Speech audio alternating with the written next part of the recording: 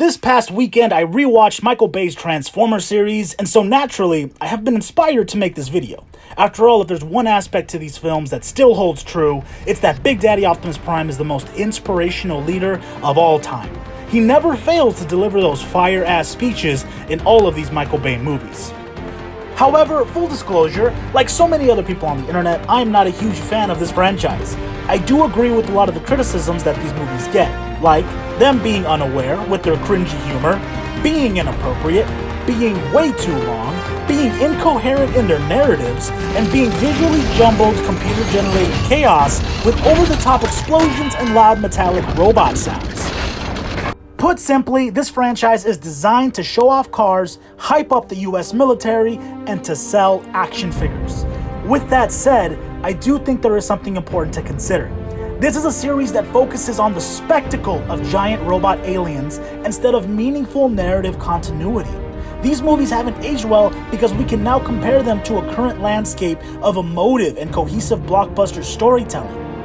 I mean, the Transformers franchise still does have a shit ton of faults, but I do feel like they are overly criticized because these movies are still capable of showcasing some powerful and immersive moments. There are still plenty of moments that captivate me and make me feel like a kid again, where I develop a personal and real connection with what is on screen. And the crazy thing is, Transformers was never even a big part of my own personal childhood. But I still remember being at the midnight release of the first Transformers and getting goosebumps when Optimus Prime is first introduced. It's moments like these where the movies succeed. There are so many moments scattered throughout the franchise that showcase a real magic and wonder. And talk all the shit you want about the franchise, but the first Transformers is filled with scenes that leave a smile on your face. Shia LaBeouf is endearing, the score feels epic, there are legitimate funny scenes. I really enjoyed the Autobots and their synergy as they take on the Decepticons that actually feel like a threat.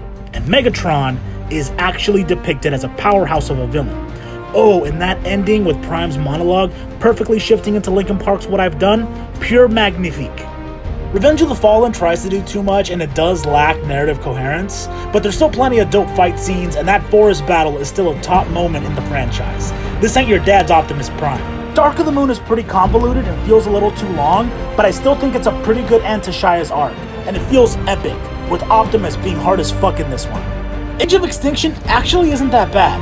It's a bit convoluted as before, but Mark Wahlberg was an entertaining addition, and seeing Optimus and the Dinobots tear up all of China was so fucking great. And then there's Transformers The Last Night, which feels like 3 different movies. I wanted to like it, but the humor is cringe and I had no idea what was going on half the time. I can find something to like about the other movies, but this one is pretty much shit. But there were some cool scenes. Like this one right here. In a franchise filled with so many problems, it's still possible to find the little perfect moments. And there's something special in that.